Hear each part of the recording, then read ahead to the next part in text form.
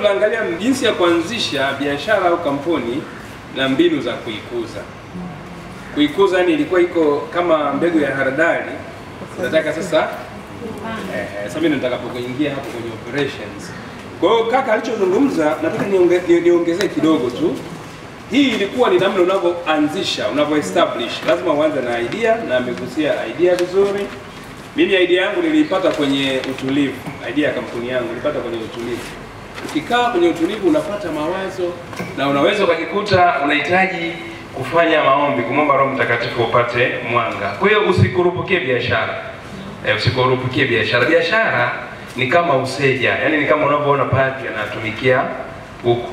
Ndio maana wafanya biashara wakubwa ukiwaangalia ni kama vile yani utafikiri kama watakatifu. Wale wakubwa acha hawa wenzangu na mimi unavaa madude mengi, lakini yule ambaye amepata kwa uwezo wa Mungu ni kama mseja, yani ni utumishi.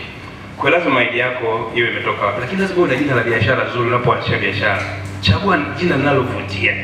Kama kajina ketu sisi kanavutia kweli, yani must lead. Must lead.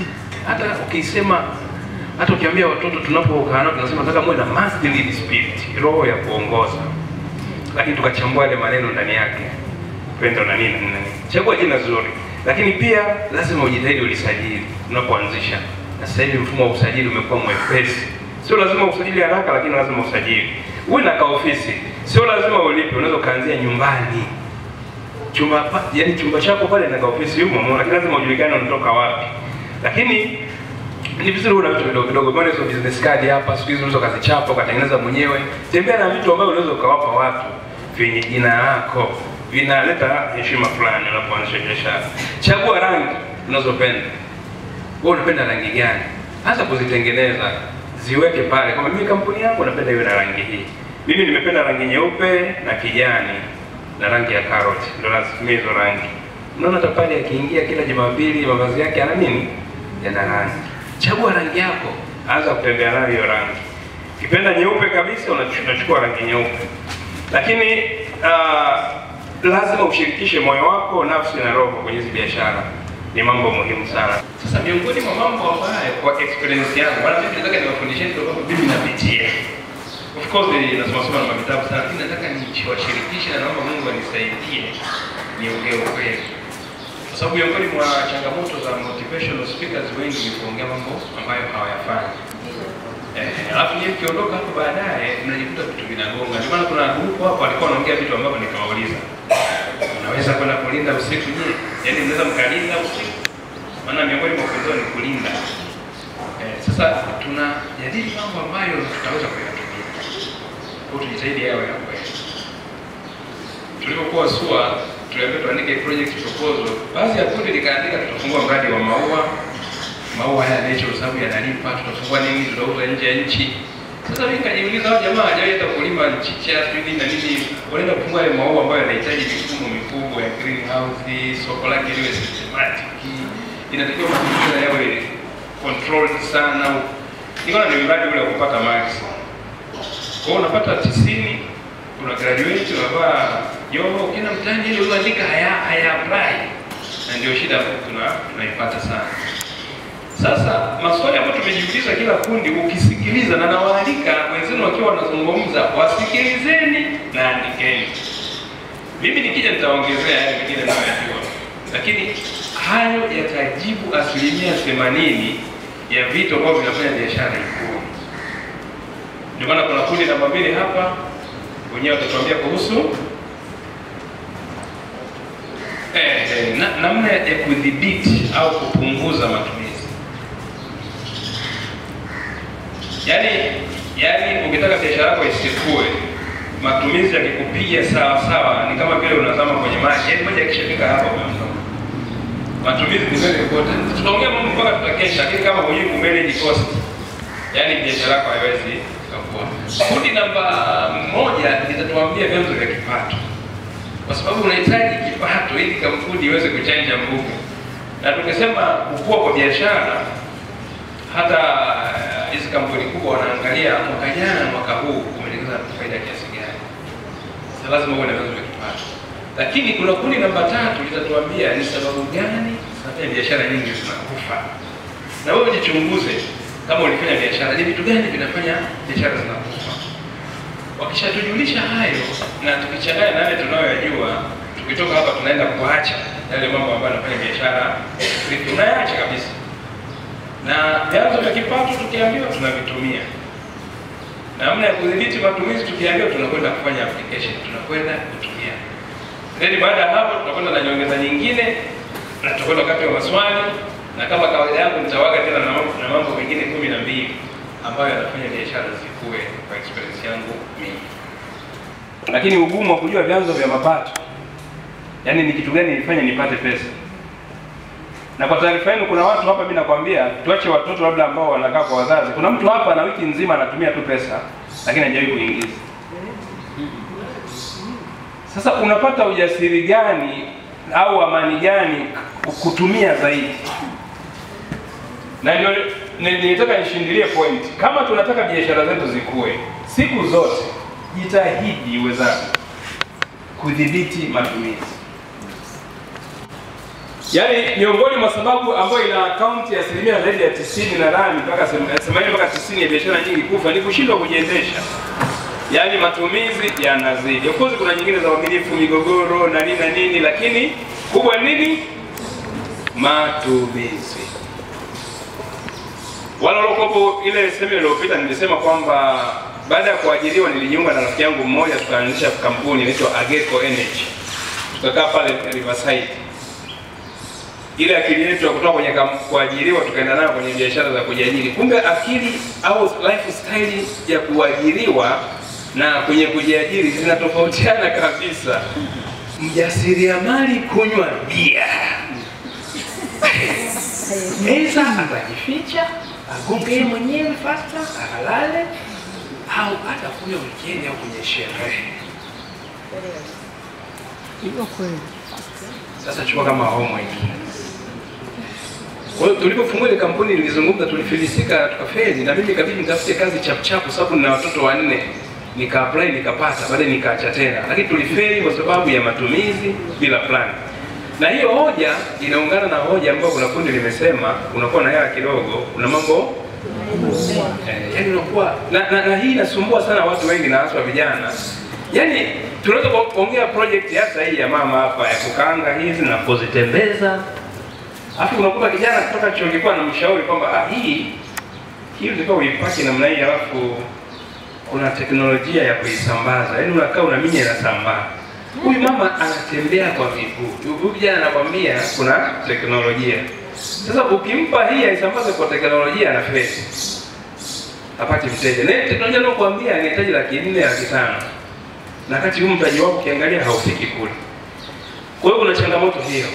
Kwa hiyo tuondoke hapo kwamba biashara zetu ili zikue lazima tudhibiti matumizi sana. Na unadhibiti matumizi, jiulize kila siku kuanzia asubuhi umenunua nini. Ndio maana Robert Kiyosaki alisema kama hujauza huna haki ya kununua. Na mimi kwenye shughuli zangu za kila siku naiona sana hiyo. Kwa siku nikikaa ofisini, matumizi huwa yanakujaga mengi kuliko mapato. Yaani nikikaa ofisini nikigongewa hodi, yaani kuna saa mpaka unaona, ndio maana sengine viongozi wanakuwa kama wana hypertension au wanakuwa na hasira.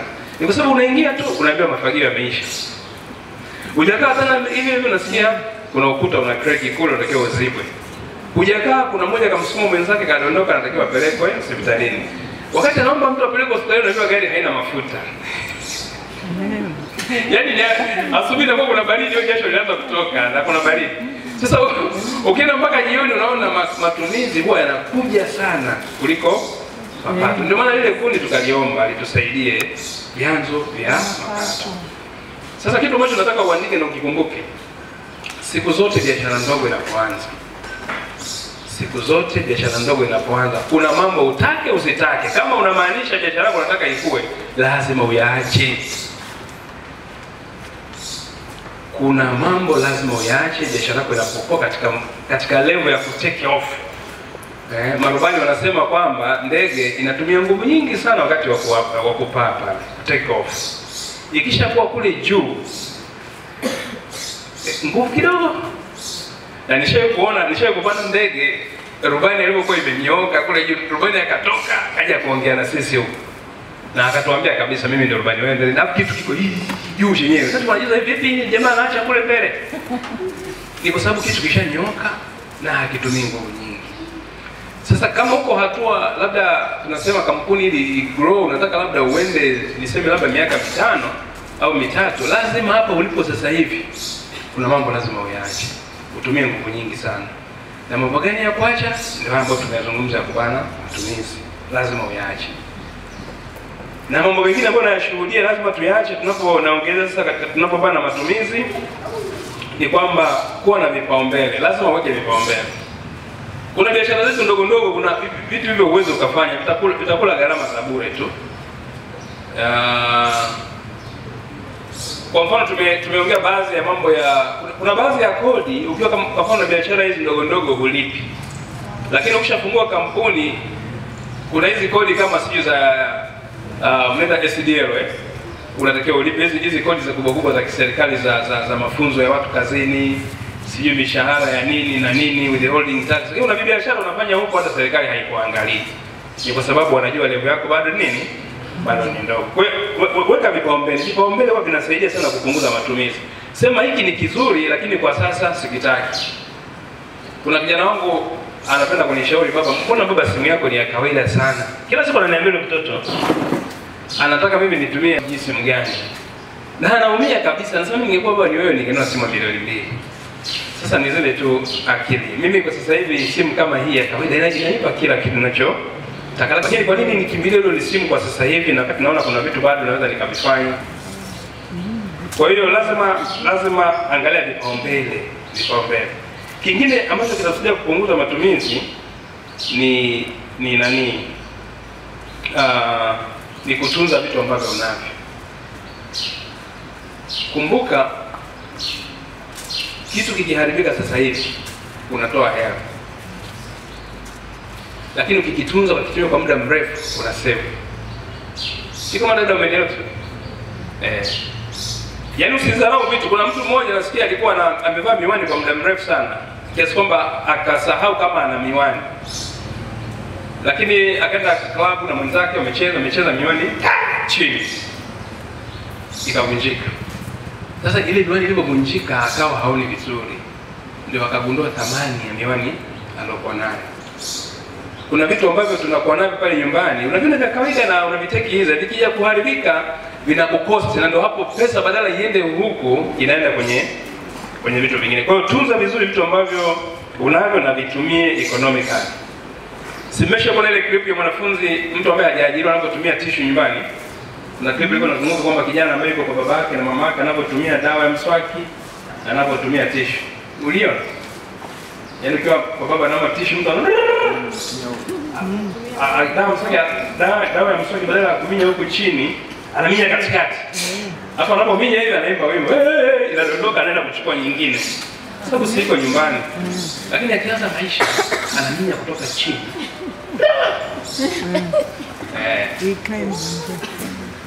Kwa hiyo hilo vinasaidia kupunguza matumizi. Lakini kitu kingine kinachosaidia kupunguza matumizi, kama kuna namna ya kufanya vitu kwa jumla kwenye biashara yako. Kama nyewe kina mama mnaweza kuwa na kikundi au vitu ambavyo leo, natoa tu mfano, labda leo mna mteo mmoja mnamwambia anasimamia hizi karanga zenu zote. Kwa hiyo nyewe wengine hiyo siku mnafanya mambo mengine. Kuliko nyewe wote mnafanya kitu kidogo watu mmoja. Yaani inamaanisha kwamba kama unaweza kuwa na kabajeti kako kununua vitu kwa jumla pia dukani, nunua vitu kwa wholesale. Kwa sababu kumbuka kila unaponunua kitu reja kuna hela pale juu ya faida imewekwa. Lakini ukiweza kununua vitu kwa jumla, kama hakuna sababu ya kuendesha gari binafsi, panda Uber, mwendo kasi, panda vitu kwa jumla. Na nimefikiria kwamba Mungu alipotuumba enzi hizo za wazee wetu, kulikuwa kuna magari. Wazee wangu walikuwa wananiambia walikuwa wanatoka kipindi kingine kijiji kimoja baada ya kingine, anakaa wiki 4 njiani wanatembea. Kwa hiyo usafiri wetu ulikuwa ni sasa siku hizi watu pia wanaingia cost kwa sababu kidogo tu lete bodaboda. Yaani hata sehemu ambayo angetembea ili kusudi asikie joto, jasho, anataka bodaboda. fanya vitu kwa jumla jumla. Pandeni magari ya public, kama nyumbani pale mnapika, angalieni namna ya kupika kwa pamoja. Kuna baadhi ya familia akiingia wanapika, anatoka. Akija mwingine anapika, yake mtu anapika, wanatumia gesi nyingi, wanatumia nyingi. Na sababu wazazi pia hawaangalii, hela zipo, hawaoni kama ni issue, lakini baadaye zikija kukatika zile pesa anaanza kuona changamoto. Kinapikwa kwa pamoja, kinatulia. Kuna bwana mmoja alikuwa anafanya vizuri sana. Anachemsha kama ni maharage anayechemsha yote ya wiki. Sasa huyo alikuwa ni bachelor, kama yeye sio bachelor msifanye. Anachemsha kwa wiki, anagandisha kule. Kwa kila siku anapasha. Kwa kila siku ana mboga. Yani yeye amesave. Ni kusave. Lakini pia ili kupunguza gharama ni kuwa makini na majira na time. Kuna vipindi katika maisha yetu gharama zinapanda. Kwa mfano mwezi wa pili kilo ya mchele tulikuwa tunanunua shilingi 1800 mwezi wa pili mwaka huu. Lakini sasa hivi kilo mchele wa kawaida 2400 na 2700 na kuendelea. Kwa hiyo lazima pia kwenye biashara hata kama ni za karanga, ni mitumba, angalia yale majira. Kuna season ikifika vitu vina change bei. Sasa jaribu kuwa sharp, hata kama ni kukopa, weka stock mapema ili uweze kusave kipindi kile ambacho mnafahamu hata wakati wa Januari mambo yanabadilika bei sana na sikukuu. Mifungo hiyo na nini Sasa mjasiriamali na nyinyi ambao Mungu amewapa neema ya kuja kwenye semina, usiwe kama wale. Jua siku ya matukio makubwa kama sherehe, sikukuu ndio siku za wewe kutengeneza pesa, sio za kuspend. Kuna sehemu nyingi za starehe wakati wa sikukuu, vile viwango vya kuangalia kwenda kustarehe vinapanda. Lakini ukienda Jumatatu, sema mbona kiingilio kilikuwa shilingi 10,000, Jumatatu utakuwa shilingi 2,000 au bure. Sasa kama wewe ni mjasiriamali, ni lazima na wewe uende ujifunze na kuona nini. Unaenda siku nyingine unaenjoy maisha. Nimesema kuna hatua. Kuna kipindi kikifika, kampuni imelipa, you don't care anything, unafanya tu sababu mihela imeingia. Kingine ambacho kitatusaidia kupunguza matumizi na ni muhimu sana ni kucheza na discount. Nimesemaje? Kucheza na discount. Niongea lugha ya vijana mtanisamehe. Hivi tuinyosheje hiyo? Kwa lugha ya Kiswahili.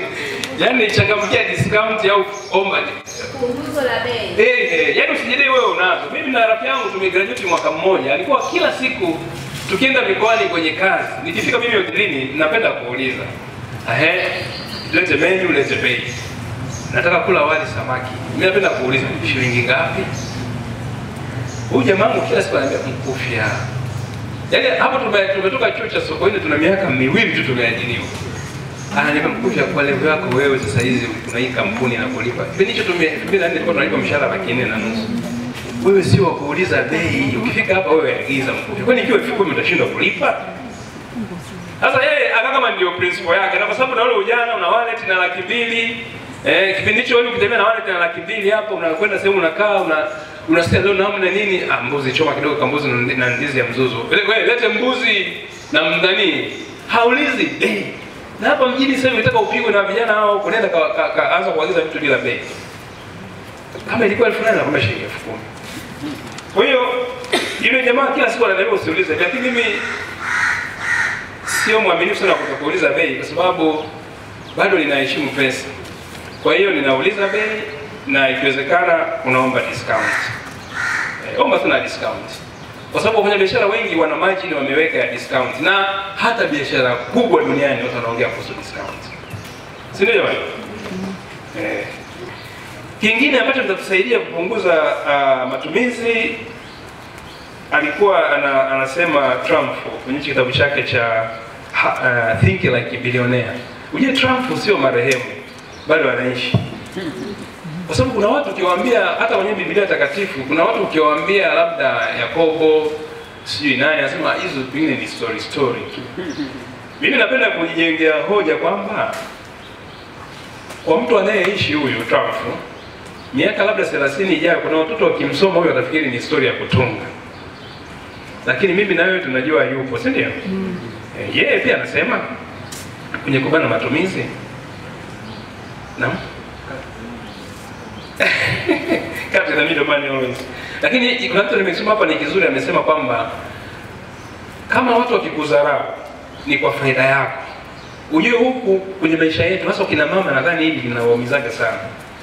Yaani mama kama akiwa na mshono fulani hivi ambao au amefanya kitu ambacho ataonekana yuko chini, anajisikia vibaya, anataka ajikweze tu, yani hata kama mazingira hayaruhusu. Sasa Trump anasema if people underestimate you, it is to your advantage. It is for your advantage. Yaani watu wakikudharau pale mtani kwamba huyu hana kitu, ndio faida yako, kwa sababu kuna vitu watakuruka, hawatakuletea. Na wewe huku unakusanya nguvu nyingi. Kwa hiyo tujitahidi kujishusha ili tupunguze gharama, kwa sababu kuna mazingira tunajikuta tunajipiga gharama nyingi sisi wenyewe. Lakini pia kitu kingine cha kupunguza gharama ni kupunguza dhambi. Nimeona kuna uhusiano wa kutosha kati ya mtenda dhambi nyingi na gharama. Hii nitaifafanua siku nyingine. Kina baba hivi mnanielewa? Yaani dhambi zinaongeza cost. Unapokuwa whole, yaani inapunguza sana cost.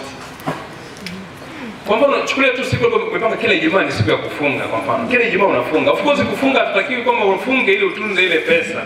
Hapana.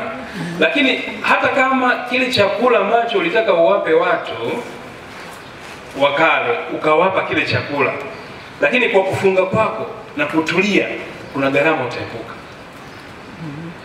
Kwa nini? Kwa mfano, ukiwa huko vizuri, kama sasa hivi labda sijafunga kwa mfano, wewe tembea, umeendesha gari, of course umeona kitu, umekichukua, umetafuna, umepata korosho, umekula. Baada ya dakika 10, korosho zinaleta kiu. Huna maji kwenye gari, unanunua nini?